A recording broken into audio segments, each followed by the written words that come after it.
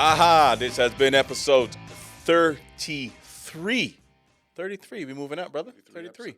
This is the episode Jesus died, 33 years old. I had to bring it up. This episode, we talk about nothing is safe. We talk about, the Riyadh Comedy Festival. Yes. Like always, Israel and Palestine, we bring it up briefly. We bring up Comedy, of course. comedy, We talk farm animals. farm animals, Dumbest farm animals. beer, Yeah. stupid women who get shocked in the shower, and just all kinds of stuff that it's going to make you like laugh, hopefully, and think. Yeah, we have David Stickle in the studio from upstate New York. Yes. So tune in and tell a friend to tell a friend. Like, share, subscribe. Yeah, I think you're going to like this one, man. So let's get into it. We have the most likable, nicest face by our guest sitting next to the most angry Eastern European face. The juxtaposition is almost soothing. And the Caribbean guys got to just balance them out. Black people again saving the world. Check it out. Welcome to the Three Chubby But Strong Guys podcast. Right? New channel. Who's strong? There you go. That's right. Yeah. Yes, sir. Man, we got with us. We should rename this Two Davids and an Alex podcast. Ooh. Oh my God. This would be the At least we have biblical names. Two Davids, one Goliath. this is the dad podcast, right, guys? Is it your dad? No, I give off dad vibes though. Oh, dad vibes. Yeah. You know what it is? It's the upstate New York thing. It's the upstate New York because most people think that because you're upstate, you marry early, you got a family, you got like 4 or 5 kids, you got a animal or whatever. Yeah. Oh, man. So silly. That's awesome, man. Most people don't know that Dave is a gigolo. He has like hoes now. Is this live? Or are we? He's like, shh, don't tell him. We're going to edit that. That Dave he's monogamous. He has one girl. It's going to He get subtitled. loves her. Yeah. See, honey, I told you. Yeah. Nervous sweat. He's like, what? Is this live? What? No. Not supposed to know. Welcome, man. Welcome to the pod, brother. Man, Thank you guys. Yeah. Thank you for having me. Yeah, sure. We're rolling. And you have your own podcast. What's it called? Likable. Yeah. Likable David podcast. Stickles. Yeah. We've got to. You want us to do it together? We'll do it together, man. Sure. However you want to do it, guys. Yeah. We'll just use this. Yeah. This is great. Have you ever done 2 people on your like 3 people on your podcast? I've done two guests before. It was Gabe Baldizzi and Christina Mercer. Okay. Yeah, it was like my original road dog crew. We would drive to West Nyack every Friday together. Oh yeah, you guys did that? Yeah, hour and a half drive. We would just do it every Friday. It was man. yeah. You're in Rhinebeck, right? Rhinebeck, yeah. Okay. Hipster Rhinebeck, man, Brooklyn, where I saw a baby hipster. I saw a real baby hipster in the live. Really? Yeah, it was that last show for you at the Krog, which was like a year ago already. About, yeah. And I was out there with Michael Gumidiande, another comic, and who was I with? Somebody else. Malice. No, with Al Felony. No. Sorry. What's his name? The Italian dude. Alfano? Joe Alfano. Joe. Me, an Italian comic, Joe Alfano, and a black comic, Michael Gumidiande, were walking the streets of Rhinebeck. Really important to put Yes. the ethnicities out there. Yes, well, I'm painting a picture to the audience. So we were walking, and we saw a dude. He's wearing like a tight black shirt buttoned up to here with like a gold chain on the inside, a fedora, tight skinny jeans, and Converse shoes. And he was like 50. And he had a 4-year-old wearing the same outfit. Now, I want you to picture a 4-year. That kid ain't dressing himself. This douche dressed his kid. He douched up his kid. No, it's not douche. I've never seen anything like that to this day. Fashionable, Alex. I don't understand. Even Michael Gumidiande, a black guy, was just like mouth open. Like he would, when you make a black guy go, "Holy shit, what kind of fashion is this?" That's Fashionable. that's very I feel like questionable. that happens pretty often. It's like, It was like, well, I got that. I got a fedora in my closet. I was gonna wear it. Well, no, I'm just saying, like, white people's clothing choices, I feel like upset black people. Wait, often. That's true. Was he white?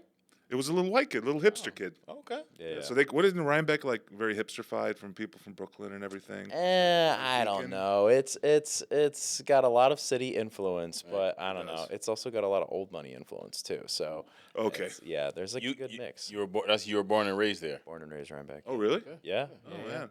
Yeah, family farm, couple generations. That's Farm? yeah.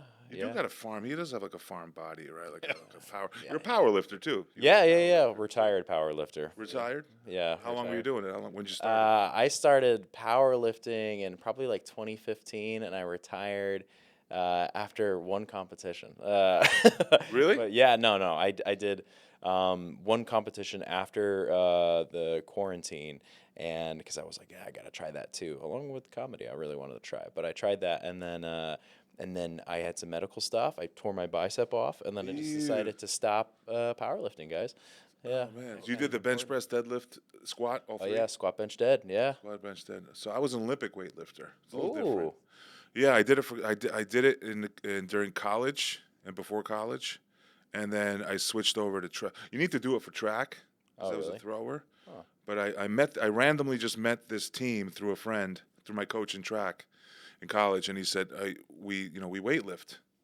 Oh no, wait, no, it was a bouncer I was working with, and he's like, there's a whole weightlifting team in the Queens, and my coach was like this guy who was world champion and had the world record in the '80s in the clean and press Oh.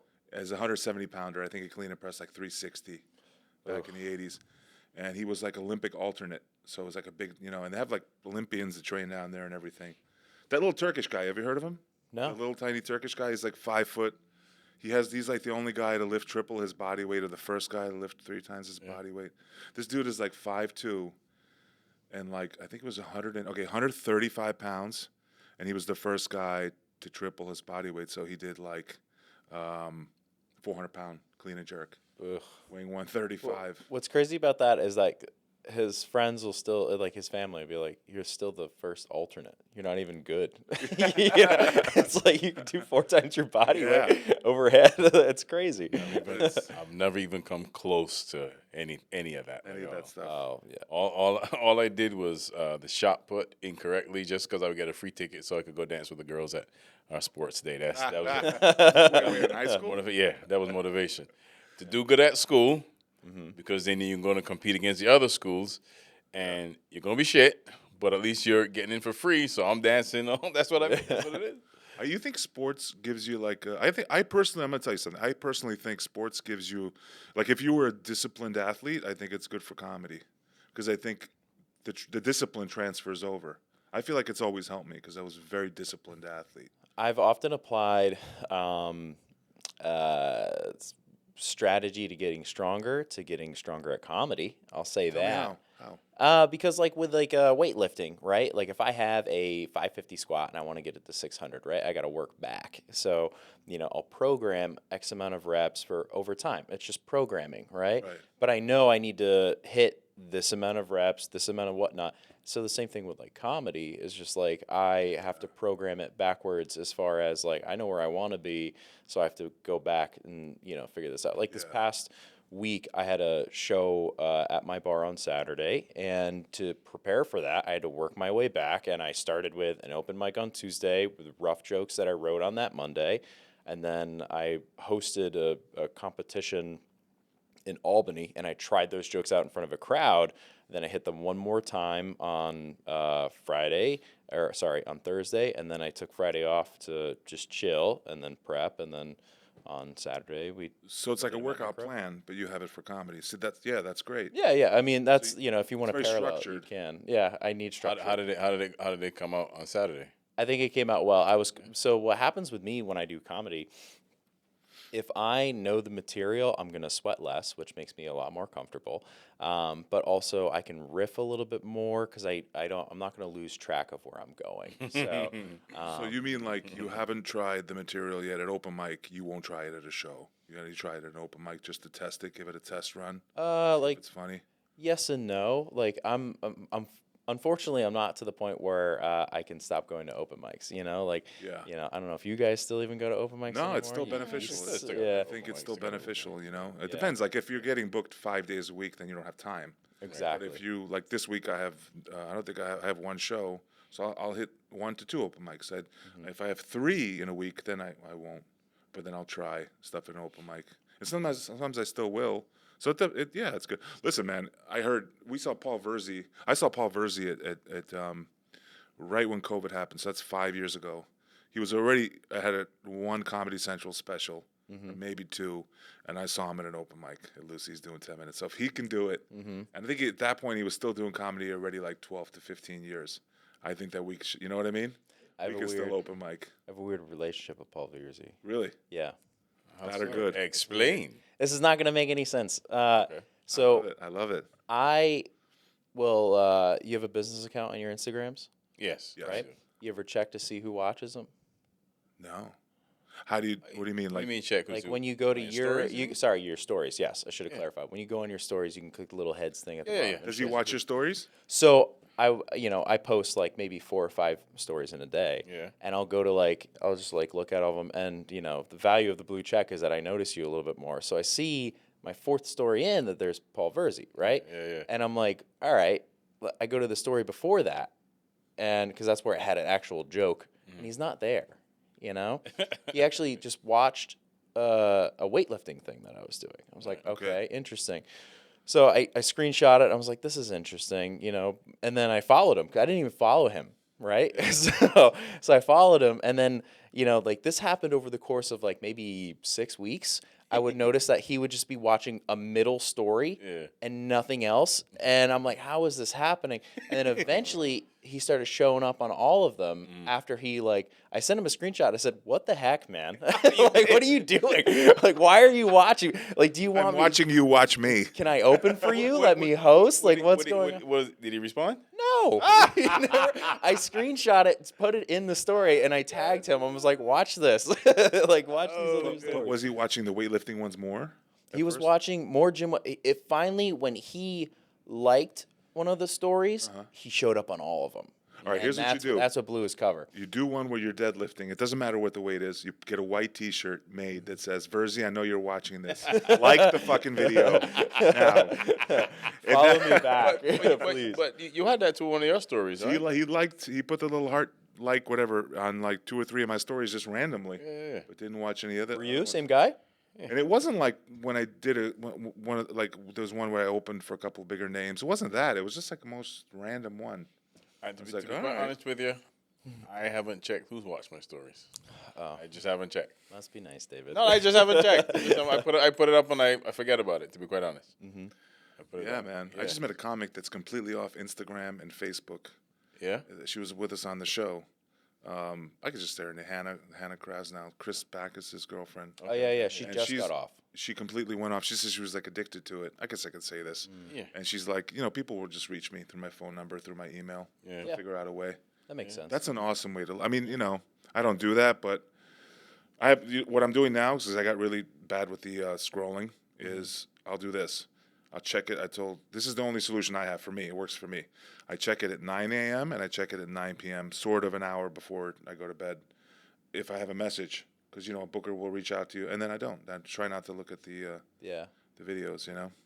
It's hard. I always check. I'm a little bit All day long. Yeah, I mean the phone is always near me. It's hard though. Well, I got sucked in because I've been managing small businesses for a decade now, and I got sucked into my phone just because and this is a lame excuse by the way, but I got sucked in because I was just like, oh, what if an employee texts me? What happens if I'm not there and they need something? I gotta respond. That's a different thing. You're a business guy. Yeah. Yeah, but you that totally eventually need turned to. into Instagram. I mean, I check mine a lot of times. First thing in the morning, I'm up. I would admit though, I don't obsess over likes like I used to. Yeah. Right before I used to be actually hurt. Like, why didn't this video do well? Mm-hmm. I'm not funny. Yeah, I'm not gonna. I know. There's but- no rhyme or reason to But it. I don't. I just put them out. I just put them out. I keep putting them out. I like to create skits as well because stand up for me is I'm always working on it. Right. I know I'm getting better. Right. I'm getting better, and even I used to do. I remember doing a bit maybe early this year, and I just connected it to a bit I've been doing for a few years ago, and I got it seemed like a brand new bit, right, for comedy. But that's why I don't post a lot of bits because I'm still working on each and every one of them. Mm-hmm. You know what I mean? So I rather post. I might post, and I promise to post more bits, but I post mostly sketches because that's what we do. I create a bunch of sketches. And you're a business owner, so you're a bar owner, right? Not owner. I'm barely in partnership with this. But Barely in yeah, I've partnership. been- All right. Yeah, yeah. I like to leave that up to imagination. Are Yeah. you are you a master brewer? No. Do you I'm brew? no, beer? no. I didn't like. I came from the gym industry to manage this bar, and because I switched during COVID, and Okay. gyms were shut down, bars were still operational. Go figure. Alcohol is I know, essential, right? right? So Like it kills the COVID. yeah, exactly. Yeah. So I switched to because I wanted to work. So switched over, and then yeah, I didn't know anything about craft beer, and then Yeah. I just learned. Oh, I thought you were like come from. Oh, so you came from. But in gyms, were you running gyms? Yeah, said you were yeah. So I had Running a gym, like owner or like no, manager? no. I started at front desk there, and over a year's time, I was in charge. And then I had 65 employees, and just did that. Oh, that's a lot. Worked 12 hours a day. That was One gym? really stupid. Yeah, one gym. Wow. 12 Yeah. hours a day. Yeah, I mean, like the thing is like two of it was like maybe me working out, But while you're there, you're like policing, the kids, and you're just like, you're never actually off. Like you You never know, get to putting turn anybody in off. the headlock. So Yeah, don't you man. come back in here. Yeah, yeah. Put 'em in I the have a headlock. respect for anybody who owns a business. That's a hard. Yeah. That's a disciplined, hard job. It's not that bad once you figure it out. Can be right. Like if Yeah. it depends what business, I guess. Right. Like I've known a few over my days. I've known a few people who run restaurants, bakeries. That to me is insane. It's That like is a different 12 to 14-hour days. If you're to lucky. get it started for the first couple of years, and then like, oh, if I trust my sous chef, Even though then I can only back the off a luck. little. It's like, oof, Yeah. Yeah, that's. not for me. I didn't mean to say lucky because I don't believe in luck, but yeah, it's 12 to 14 days, eat something or more, at least, at the very least, it's 12 to 14 days. When you own a restaurant, yeah, Yeah, man. cook and I mean, most I've done is thrown barbecues or do like some things for an event, and I'm like, wow, this is. And a it's lot of like stuff. this. It's a think about going into a restaurant or bar in business, and about another. He was a bartender. He told me, and we think about this. Bars and restaurants. How many of them do you see every couple of years change names? They never. They're like It's they a lot. rarely stay in business for more than 5 years. It's a tough. It is. It's Yeah. a scary thing to go into business. I when you know cater. that's I gonna cater for an event because I do these things. These codfish fritters. We call them fish cakes in Barbados, and I did them for an event, and I did that and some bread pudding. Just two things. And how tired I was. The fatigue that I You gotta had. tell this story really good. Can I just? Okay. I called him and I hear like frying in the background. So he basically took a gig to make like enough food for like how many people? 60, 80, 100, whatever. What is it? Yeah, How 100, about that? 100, yeah. Out of your house. Can you imagine if I'm like, David, I'm coming over. Can you make some burgers? So imagine I'm like, yeah, I'm coming over with 80 people. And you're like, what? I'm gonna do that on my kitchen with my 3 burners. Yeah. But I took It's it. a to lot them. of fish cakes to fry. Yeah. Insane. I took it to them. Oh God, I hate a having lot. 5 people over my house for a barbecue. It was a lot. Plus the bread pudding. It was a lot. Yeah. Yeah, hell yeah, it was a lot. A lot of work. Also, the cleaning afterwards. Yeah. That's a nightmare. Yeah. But it was. I did it this year, but it was scaled down. But I had last year's experience, right? Because I'm not good at like planning stuff. My wife is a planner, but when she had asked me, "Do you have?" Because she stayed away out of it. She's out of it. She said, "What do you have? You should have. You should have." I was like, check, and check. I had got. She was like, "All right, well, good." I did such a good job that it had me back this year. And then I finished this year, and the girl was like, "Oh, we'll see you next year." I was like, "All right, let me know." So how long are you in the beer industry, the alcohol? August pub, is 5 bar. years now. It's a craft brewery, right? Microbrewery, right? It's not. We don't brew anything. So we all of our. I say this to all of our customers. All the breweries in our area are like over the river and through the woods. And Rhinebeck is like such a visited little town that when people come into the town, they pop in our spot, and if they're craft beer fans, like I'll point them to the to the beer that they're looking for, and then just be like, hey, that's like 45 minutes away if you got a car. You Oh, go so it's check it out. really it's a bar, but it just Yeah, taps. So or what distributes all about these your beers. international beer? What about the German beer, David? It's the German beers. Yeah, it's the German beers. We Plus like the to have the German Pilsners. Ah, maybe a yes. Kolsch. Yes. We're currently celebrating Oktoberfest right now. How about a nice ghost? Do you like ghosts? Say, I Ghost give me It's a a distinctive heartburn. taste. Yeah, A little yeah. Ghost has salt, a little salt and coriander. Sours, man. They really yeah, Sours. chest, I'm a man, big yeah. sour beer fan. Yeah, really. Eastern European. Like, Yeah, man. born and The raised. German beers aren't actually known for being good because they have like that stupid German. As you offend our German population. No, but you know what I'm saying. They have the stupid German beer law, which is that I don't. You know about it, right? No. So in Germany, that it literally hurts them. It's the dumbest thing. You can't make beer out of more than the 5 ingredients: water, yeast, hops, malt, barley, or wheat. Like you can't add any ingredients. So it makes it like this. They're proud of that. Like that's good, right? Like only 5 ingredients. It's pure. But then you can't add like fruit. You can't. So all German beer kind of tastes like the same crap. It's not that. Yeah, great. you will It's make the over. beer, but you cannot. I'm calling the you Germans cannot- out right now. you Your cannot- beer's You overhyped. cannot add any fruit to the beer. Your beer must be It's pure. good- it's good if Only you like- and 5 ingredients only. Yeah. There's some German guy right now listening in White Plains who's an ex-Nazi. He's just losing his shit on his couch right now. Like, this is not true. Well, this is false. This is spreading false. Lies. They are lies. Nine. I do not take this insubordination. Hans, get in the car. Okay, we will find these guys. Yeah, grab Especially the black one. Where did he learn to speak like this? the Volkswagen. I used to brew beer out of my house. I did it for like 5 years. Like every couple Really? months I'd make a beer. It like the 5-gallon kits that they come in, you know, Yeah, like those. good for you. Yeah, it was all right. But then like you have to give it all away because you're getting like fat because you're drinking beer all the time. I was like, just drinking the beer I was making all the time. You can't do that. That's not. Well, It's not healthy or sustainable. Well, yeah, especially if you love the beer, yeah. Yeah. If me, I wouldn't. I don't think I'd have that problem. Because That's a lot. A 5-gallon batch of beer is 48 12-ounce beers. right. So I would brew one on like a Friday night or, you know. It's fun. How long does it take? So you cook it for a few hours. That's the brewing process. And then you gotta rapidly cool it with this copper coil. You got to hook a hose up to a copper coil. Wow, that's You got to put it in the beer. You got to sanitize it with the special sanitizer because you can't touch it. I'm tapping out. Because I'm done. if there's any bacteria in there, it'll spoil. After it cools, you transfer it to like a kettle, like those fermenter-looking things that are like cones, and it sits in there. Then you add the yeast. It sits in there for 4 to 6 weeks. You move it once. You transfer it once because there's stuff on the bottom that sits there. And then when you move it, you let it sit there for another 2 weeks, and then you move it into bottles, bottle it, and then 2 weeks after that, it's carbonated. You can drink it. About a 6-week process. That sounds like a 8 job weeks. for the Amish. You don't have a lot of friends, do you, Alex?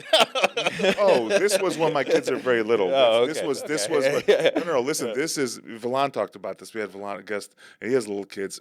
There's that phase when you have little kids where you've abandoned all your friends, where anybody who calls you, you're like, please come over and help me. Please save me. These children are torturing me. You want to hang out? You want to hang out? I want a friend.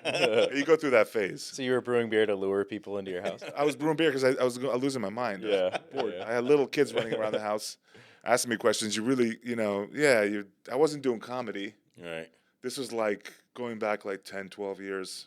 Oh my God, 13, 14 years when my kids are little. So I started brewing. Yeah. And then I was making beer. Get fat brewing, drinking alcohol. Yeah. My cousin used to do wine. All types of different wine. So wine, you got to wait a goddamn year minimum to drink it. That's the thing. Beer, it's like 4 to 6 weeks is reasonable. It's manageable. The only thing I've done was done my own vanilla extract because that has to sit for like a year. So I got the bottles. I did the thing, vodka, rum mix. So I'm sitting in. I'm about like, let me see. I mean, that's a lot gayer, but it's still, sorry. But go on with your vanilla another extract. 5 months. Another 5 months. If somebody told me I homebrew vanilla extract, I'd be like, hold on a not brew, it's second, not please. brew, just a Can we process. get a skirt over here for this guy, please? You'll say that when you get your Christmas gift. Let's see. That's her scented lube, right?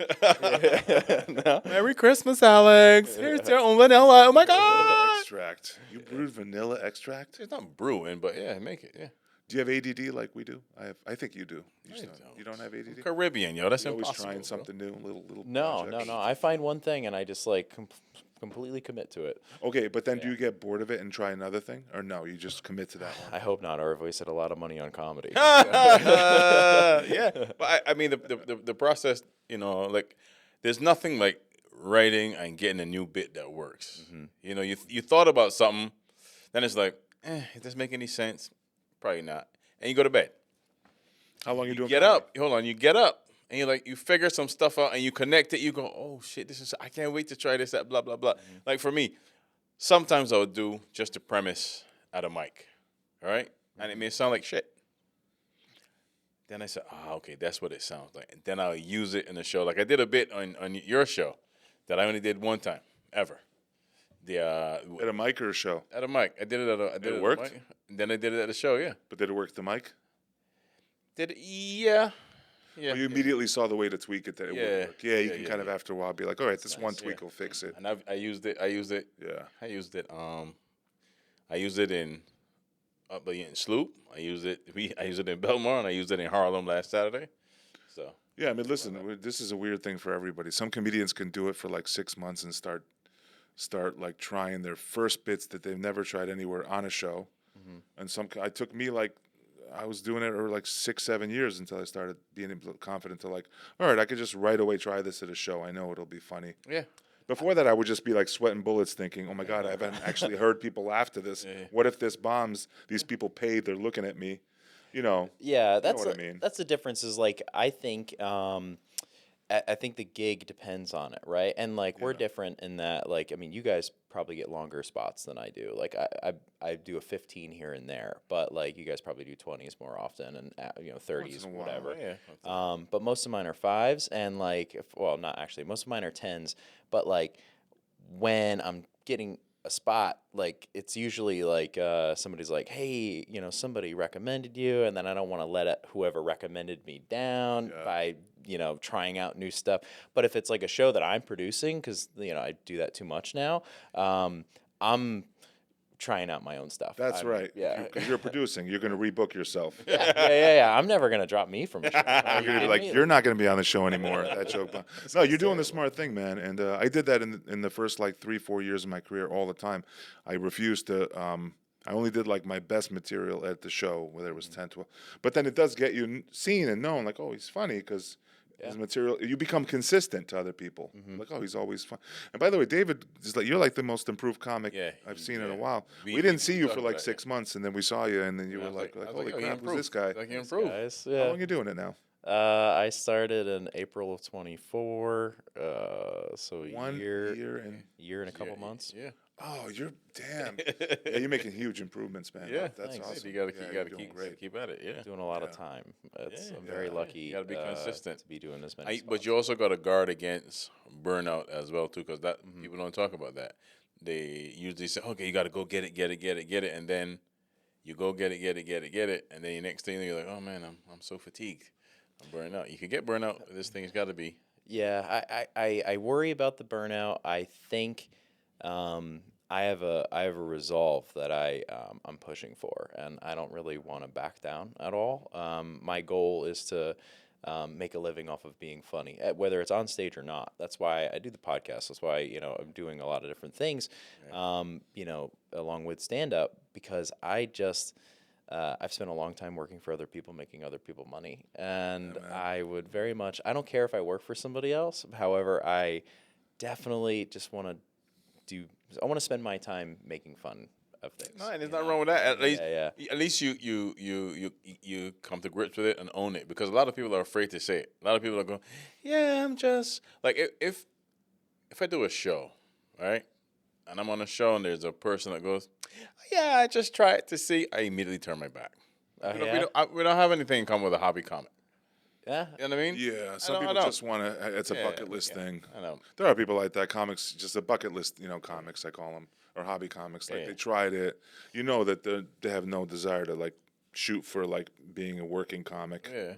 That's a Going on the few road, people yeah. like that. That's okay though. That's their Again, thing. it's fine. Everybody don't have to.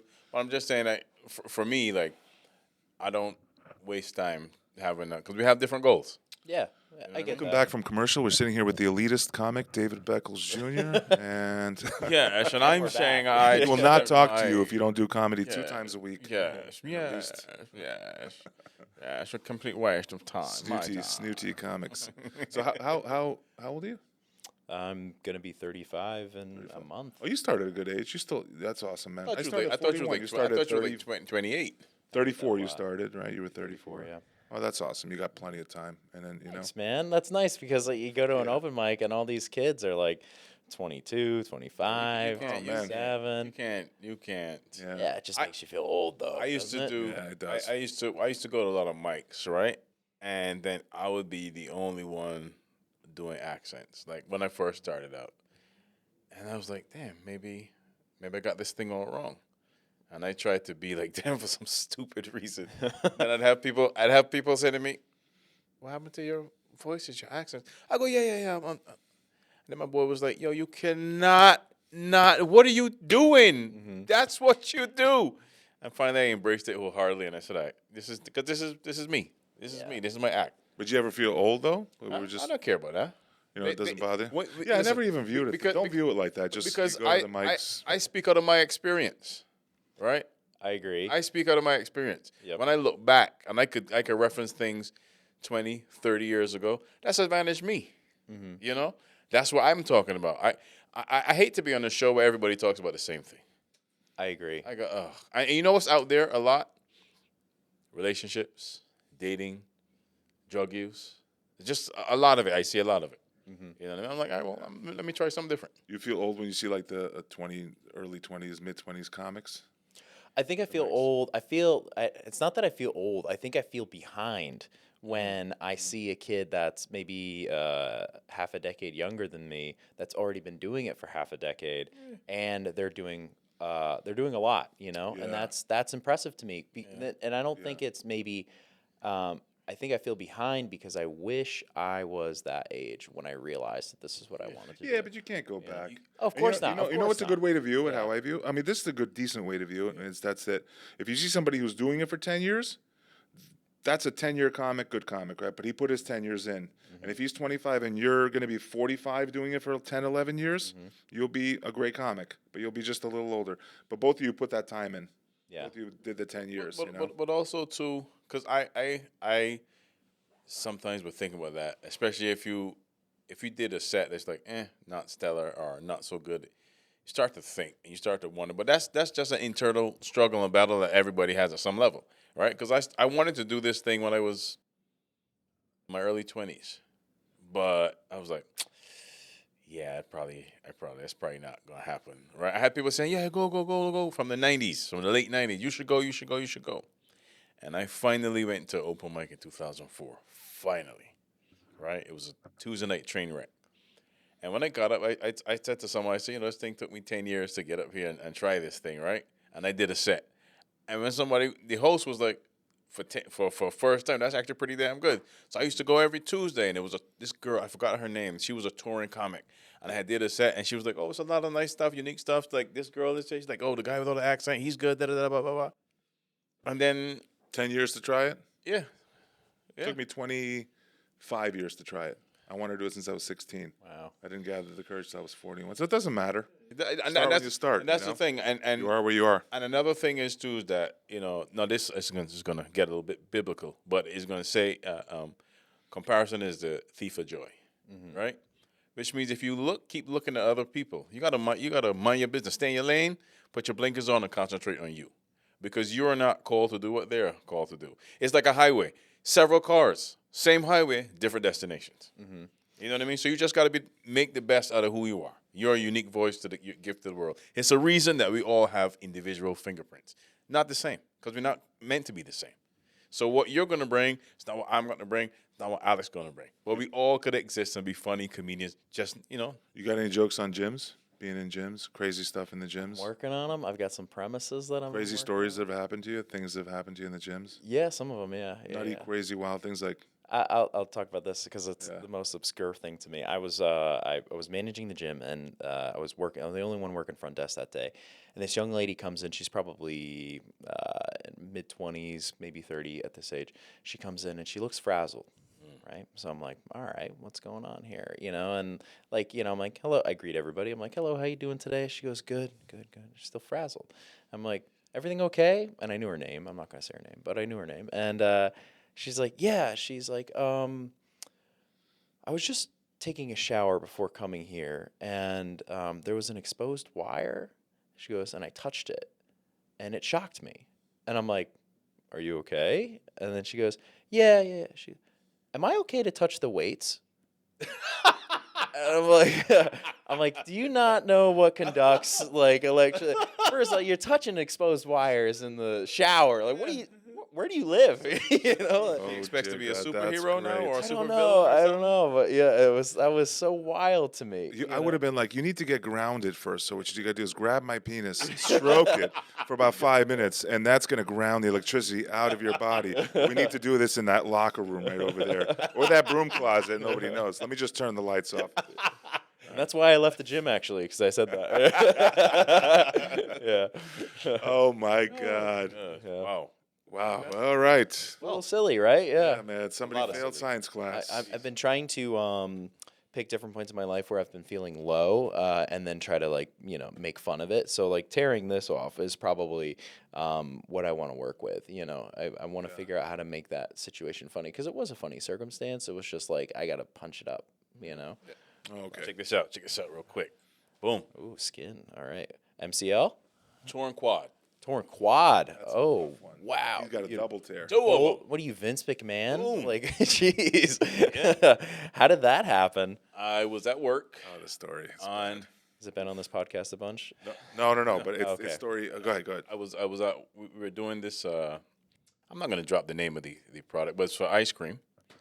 And we were You're doing event promotion. yeah in event promotions, and I had to help load a bike into a Sprinter van.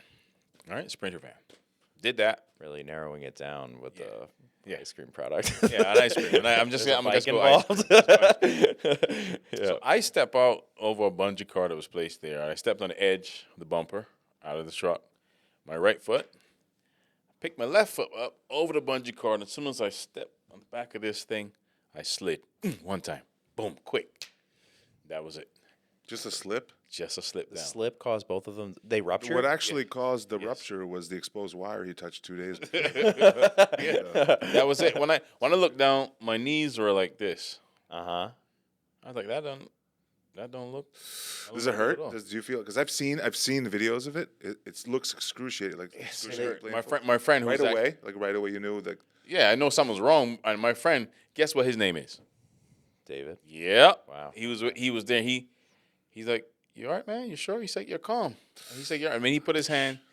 I squeezed the living. Didn't your quad go all the way up like this? It Yeah, it was but like a yours- curtain up Yeah, yours tore from the hip. right here. from his. So, but they bunched here, right? Yeah. So they tore from here. I don't know where to No, they tore from his patella tendon and it came up. Yeah. Oh, Quad okay. tendon is right here. Yeah. and Well, just the muscle quadriceps are basically- this whole muscle here. So, like, if it's balled up here, then they came It tore it from up. here. No, his Okay. went up this way, so Okay. it tore here, right? It tore. Well, I guess. Well, you got the scars there, so what it tore what there. what when the ambulance came, they had to lift me. Everybody had to lift me up, and it was in the ER. And then I remember one of the doctors saying, "Well, we got good news and bad news." So I was like, "What's the bad news?" He's like, "Well, you tore both quads." I was like, well, "What's the good news?" She's like, "Well, you didn't break anything, so it can just it's the operation. We can get them back together, and but it's it's How old were you? 40. Let me see, 40 or 41.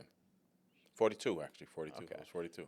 Still a good age for that to happen. Yeah, I was 42. I remember because all I wanted to do was come back home, pick my daughter up from school.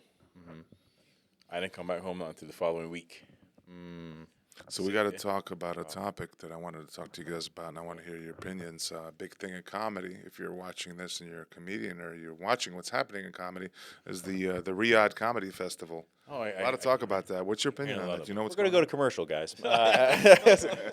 I'll be appearing at the Riyadh Comedy Festival. Now, what's my opinion on it? on? Yeah.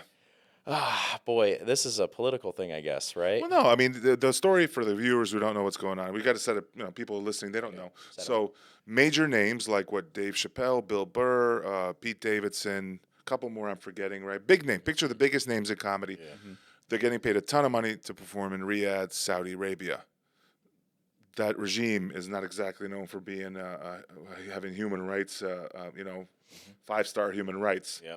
The killing of that reporter Yep. Jamal Khashoggi. Yeah. The the whole 9/11, and then that he was Saudi Arabian, and they supposedly may have funded it. Yep. It's an oppressive regime to women, to this and that. Okay, so we established that. Louis C.K.'s on there. Everybody, Kevin big names. Hart, Look at that. He all like basically like Bill Burr. arguably Is that Hannibal? Sebastian Maniscalco. Hannibal. Oh, Buress. Sam Morril is on there. Ooh, You name it. Mark Norman. Yeah, I mean, there's a lot of man. big names. Russell on that. Peters. I mean, oh man, You even got Bill Zarna Burr, Clark, Louis, Fluffy. Russell, Dave Chappelle, Fluffy. There goes what's her name? Jessica Kirkson. So the thing is it's looked at like, you know who stirred up waves on social media was Mark Maron. He said like, oh, that's nice, you're taking blood money.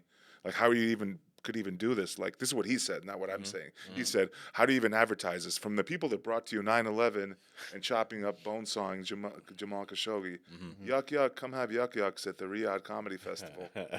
So like, what I heard I'll tell you what I heard. And Bill Burr talked about it, and his was it Bill? Yeah, it was Bill Burr talked about it on his podcast before he signed up for it. Preemptively, he said his opinion was, you're trying to spread comedy. They don't have comedy like we do here, and you're trying to you're like an ambassador for comedy. It's the comedy is spreading, like you want people. But then, would I say that too if somebody paid me $2 million for a show? I'd be like, well, these guys need to laugh. But listen, okay.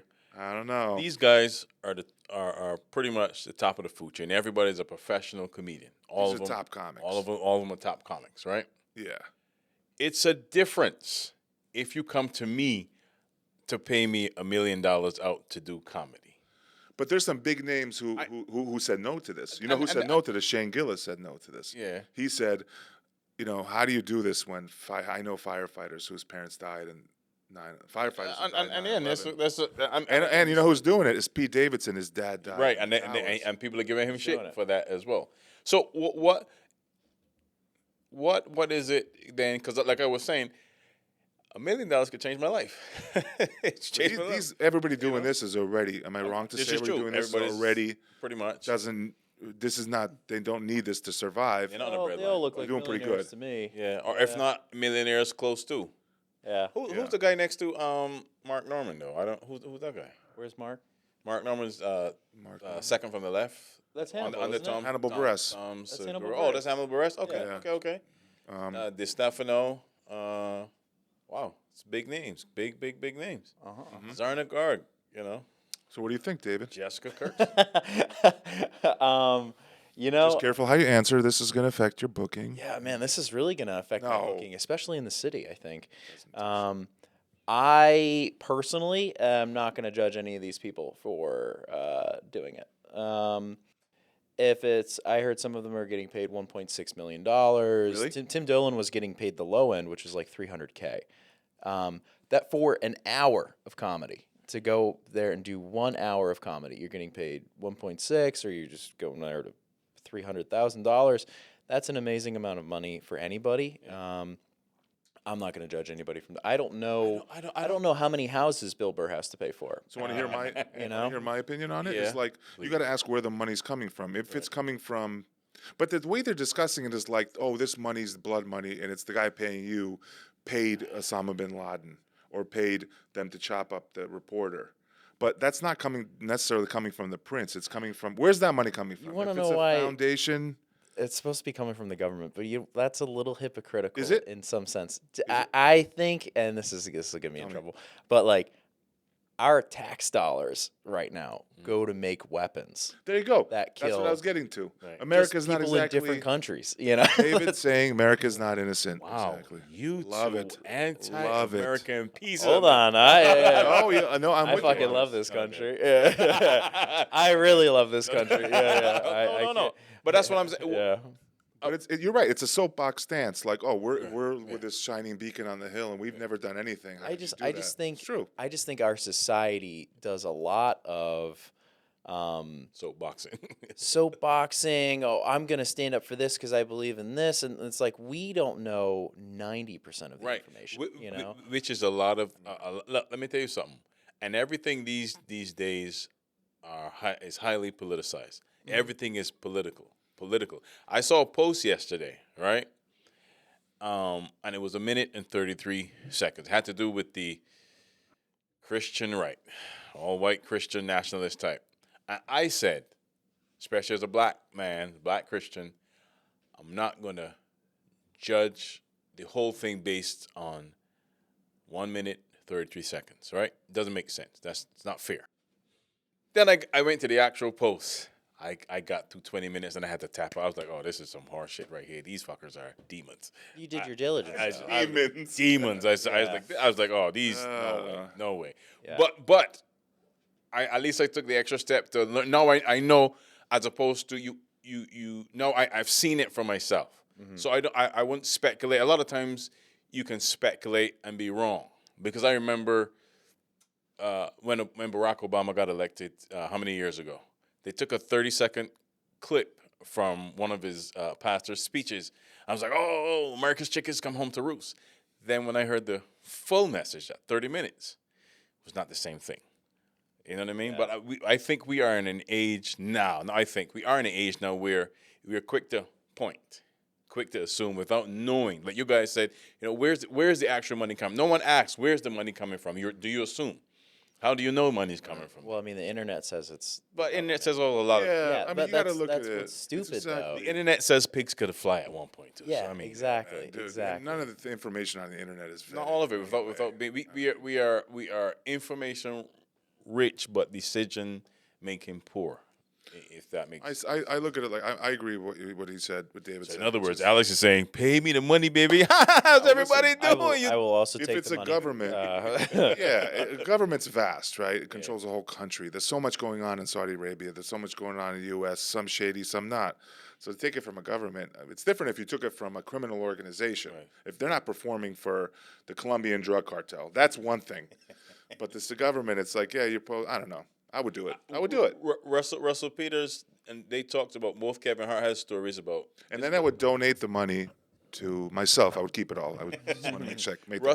Russell Peters and Kevin Hart. Kevin Hart has a story before he became this level of Kevin Hart. He was still out, he was out knowing whatnot. But he said those guys have so much money. It's nuts. Falcons, that they have pet falcons. $100,000 each. They had monkeys dressing them in baby Gap, and people and handlers walking them and dressing them up. It's stupid money these people got. Yeah. Russell Peters said they paid him an insane amount of money to sit there and roast them. He said he's like, "Hey man, it's a nice watch." You know what the guy did? Take off his watch and give, because it's their culture. That's what they had to do. Yeah, if you compliment something, they have to Gabriel Iglesias says, when he was again on his rise too, he's like, somebody reached out and said, "Hey, we'd like you to perform." He's like, "Yeah, okay." So he told his people to give him an insane amount of money, or at least what he thought was insane. He said, by the end of the day, what is your banking details? And they sent it to him. He's like, "Martin, I guess we're going to Saudi Arabia." I'm not saying that the government obviously is not oppressive or whatever the regime is, because I'm not totally aware of what goes on. So whatever. I just heard this 2 days ago. I just heard about this 2 days ago. You know about as much about Saudi Arabian politics as that girl knew about electrical fuses that went at the gym, right? Call back. Call back. Attention breaker, yeah. I want to ask you a reason. Is it safe to me to touch the weights, because I might have electrical powers? You want to hear my cop out for this? Go ahead. As a cisgendered white man, I don't think anybody needs to hear my opinion on this. I really don't. I think we've spoken enough, and nice. That is good. Yeah. That makes me sound ignorant, but I'm going to be honest. Anybody that's judging these people, before they say something, they should also just background check where they've gotten all of their money from over time. Because if they've invested in Apple and made a lot of money with their money off of Apple, Apple's not the most clean company. If they're benefiting from Zuckerberg, maybe. In this room, we're wearing T-shirts that are made by children in Indonesia, Pakistan, or India, right? Like, when nobody's innocent, it's globalism. We're not all innocent, and that's a great point. Like, they didn't make the money. So in other words, we're available to do comedy in Ray or whatever that place, right? I'll take the money. Yeah. I just like. Also, hold on. They pay you $75K. You going for that? Yeah. Hell yeah. How long is I it? will be in front of Kim Jong-un like, so what's up with North Korea? Yeah. What's up with your barber, yo? Your shit is mad tight, B. Word up. You know what I'm saying? Give it up. Round of applause, yo, everybody. I would do a lot of bad things for 75K. Talking about good things. I think you could have lowered that number even more, David. For 75K, I'll eliminate half this list. I might go for just a plane ticket and a free meal. Damn, like that'll be fun. Yeah. Honestly, cover Way my to flight. lighten up the mood, Yeah. ladies and gentlemen. Have you ever done comedy overseas? No. I got to do it last year. I was supposed to headline at a place in Prague. It fell through because when I went there, they had closed the club for that week, and they said you can headline any other week, but I was already there from vacation. Yeah. So instead, I didn't. But then I caught another night where they let me do like 15 minutes of feature because they didn't want to bump that other headliner, and it was phenomenal because the crowds were. I'm talking obvious expat. Yeah. But I wouldn't say it's an expat club. That means like just expatriates, like Americans. It was everybody in every country in the world was in this room who spoke English. It's just like this room had like 2 people from Nigeria who moved to Prague. This was in Prague.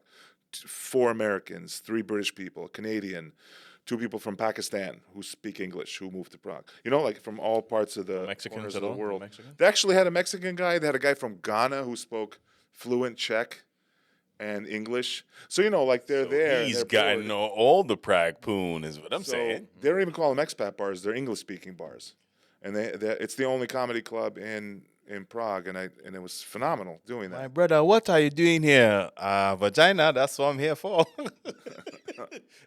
Now it was really startling to see a black guy from he was Nigerian, who spoke fluent Czech and then English. That was really weird, you know.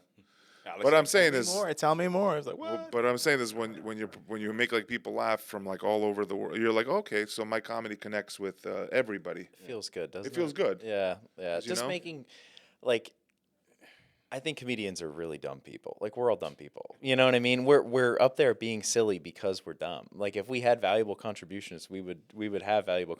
But I think our gift back to the world, and I'm gonna call it a gift, which is stupid, but like, I think people can spend all the time that they want on the internet. They can do whatever negative crap they want to do. We're choosing to spend our time going to open mics and all this time commitment doing shows. Yeah, we get paid for it, but like I would do this for free. Like I really, and we're making content right now, and the goal is to just lighten the mood, make people a little happier. Like, what are you gonna give back to the world? I'll say this, but I'll push back a little bit. Sure. Because I know you're joking, but I mean, I had a friend one time that said he was seriously about to commit suicide. Mm-hmm. And you know what made him stop? Somebody smiled at him, just a random smile. Change the mood, change his mood. And he's here today, all this amount of years. That's awesome. So I do believe laughter is important. Is it the only thing? No, but it's good to, you know what a good belly laugh does to a person? 100%. You know what I mean? So Yeah. I think it's important. It's important to have a balanced life, and laughter is a part of it. It's the part, you know, we play. It's the part you're playing. Because to go up, it is an incredible art form. Mm-hmm. To go and make people laugh, that you're expected to be able to make people laugh, and to go and to do it is phenomenal for me, I think. And there's so many different levels and styles. That's why I love levels and styles, the storytelling, the one-liners, whatever. Yeah, man, that's what makes the world. Yeah.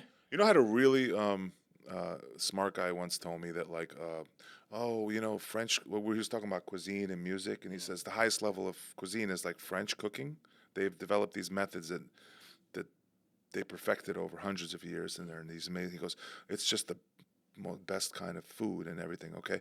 And then he was talking about classical music, saying that's like the highest level of music because what it took to make it, how much music. But I'm like, okay, but if you only had French or classical music, the world would suck. Right. You have to have them all. Yeah.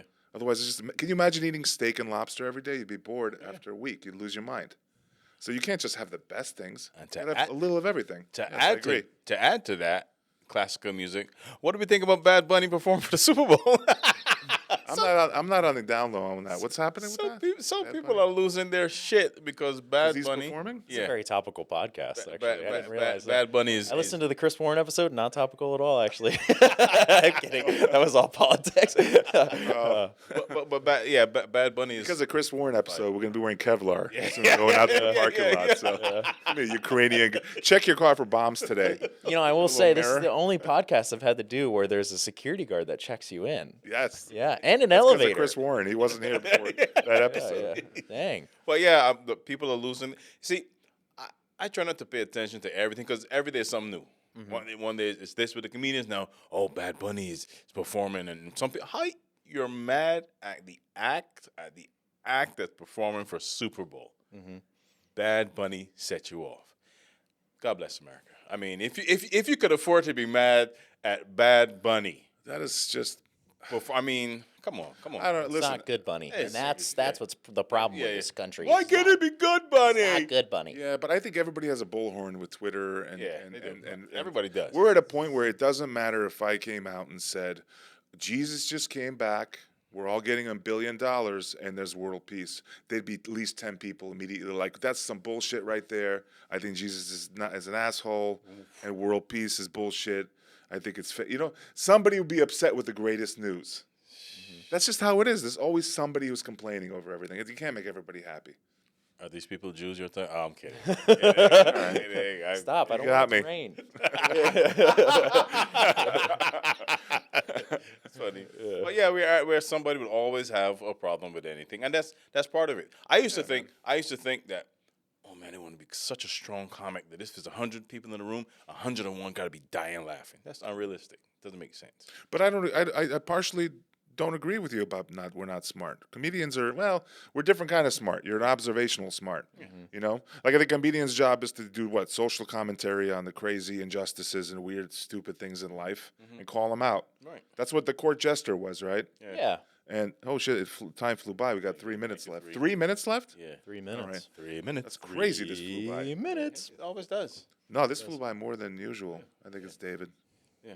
It's just- upstate Like vibes. such a great guest, guys. Man. Yeah. You are a good guest. So you had farm. You had pet animals or no? We have cows, horses, chickens. We had pigs, we had sheep, but they all just died of natural causes. Which animal do you not like on a farm? Like the asshole of the farm? Chickens are dumb. They're the So assholes dumb. of the farm? If a natural predator for you is a turtle, I think you don't deserve to live. Like I'm sorry, but a natural predator for a chicken and or duck is a turtle. That's stupid, guys. And a chicken, ironically, if it took a shower, wouldn't get zapped in the shower. That's true.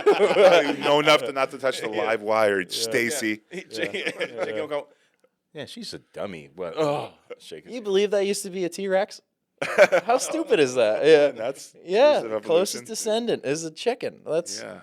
what. If you believe in that sort of thing now. There's a thing story behind that too. Yeah, We got 2 minutes left, man. You got anything coming up? You can plug your podcast, plug your socials. Go ahead. Oh yeah. Please follow and watch my podcast, Likeable, at Likeable Pod on Instagram. I try to interview local and non-local comedians, talk about entry-level comedy as well as getting on shows, producing shows, all that kind of stuff. It's very silly. We don't cover politics, unlike some people. Try not to, guys. Yeah, I don't think people need to hear my opinion on that. Follow me on Instagram at David Stickle Comedy. I've got dates all up the wazoo, and that is great. Thanks. Wazoo is a real place, ladies and No, gentlemen. we will not talk about politics. How do you feel about the Israel-Gaza war? Where do you boy, stand if you on wanna that? Hear about that? Yeah. You got what do you got coming up? Got coming up? I don't know. minute. That shows. They'll be down here. Terrence will put it up. Our lovely, awesome producer. With his hair. I got shows coming up. If you're watching this, there's something coming up. Yeah, same. Look in the bottom of the screen. Yeah. I don't even know. Yeah, I haven't. I gotta check my calendar. I actually don't use my calendar. Alex says I don't, but I'm an old West Indian, so I always put everything right in here. Check my so Instagram. What's your Instagram? At David Stickle Comedy. At David Stickle Comedy. At Big Alex Comedy. Check my link tree for all my shows. It's on Instagram. David. At Black Rock Black Dave. Rock Dave. Check This has out been all episode his shows. 33. Thanks for stopping by, my brother. Thanks for having me, Fun. guys. This All is right. cool. Hey guys, tune in. I can fist bump it, ear fist bump it for you. Boom. I'll do a fist pump. All right, good. You wow. electrocuted. It shocked it. Thank you, God, Stacy. Put my dick on a battery. I Are we gonna die? feel the kielbasa Stacy. flowing through my veins. Yeah. All right, y'all. Thank you. Thank you. Thank you.